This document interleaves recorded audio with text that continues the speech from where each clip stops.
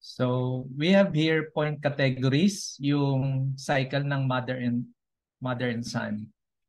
So, yung black, yun yung yin organ, and yung red, yung yang organ.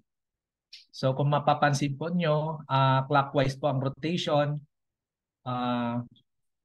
For example, dito starts sa fire, papunta ng earth, metal, water, and wood. Sabay po yung yin and yang organs niya. The organs of the five elements have between them constant energy flows at the deeper level, called the mother and son cycle and controlling cycle. These two energy flows help maintain harmony between the organs. When they do not function properly, deficiencies or excess occur. These imbalances can be corrected by using the five element points in the meridian and sending energies from one to another. Eventually, to bring about a balance, let us consider these energy flows one by one. So, sa mother and son cycle, the organs of the five elements send energy to each other in a clockwise direction in the above cycle.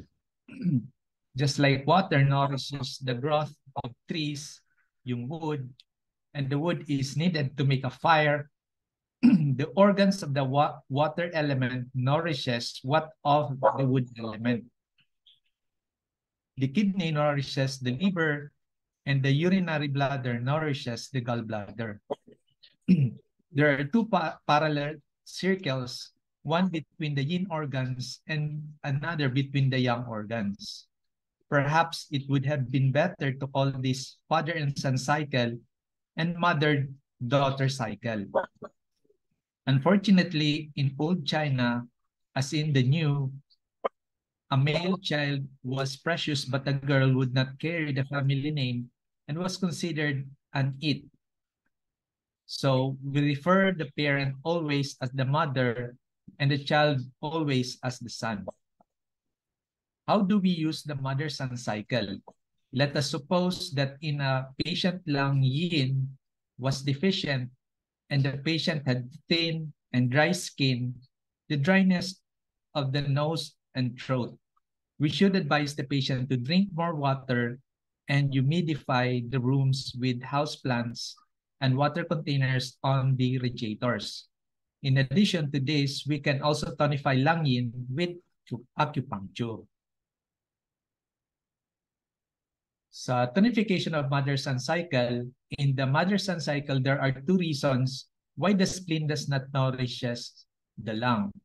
One reason is that the energy flow between the mother and son is blocked. This can be remedied by reinforcing the flow by giving the earth point of the lung 9. Lung 9 is called the mother point of the lung as it receives the energy from the mother organ. By doing so, we have simply unblocked the energy flow between the lung and its mother, the spleen. So we have here the tonification points ng yin organ: lung 9, heart 9, pericardium 9, spleen 2, liver 8, kidney 7. Sa yang organs naman, large intestine 11, SI 3, triple warmer 3, stomach 41, GB 43, and UB 67. Every organ has a mother point. It is the point that receives energy from the mother and is the best tonification point of that organ. When the mother point of a yin organ is used, energy flows in from yet another yin organ. All yin organs have more yin than yang energy in themselves.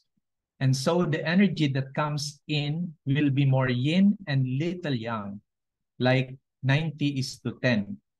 But when a yang organ is tonified, the energy that comes in will be more yang and less yin, like 90:10. The mother point or tonification point will always work well provided that the mother organ has enough energy. But in the case where the patient is thin or malnourished, this spleen is also weak. It is then possible that the respiratory organs and skin are dry and poorly nourished because the mother organ has less blood and yin to send the son organ. If we find that both the mother and the son organs are deficient in yin, there is no block between them. The cause for both deficiencies is the deficiency in the mother organ. It is then possible to tonify the spleen yin and change to a diet that would improve spleen nutrition.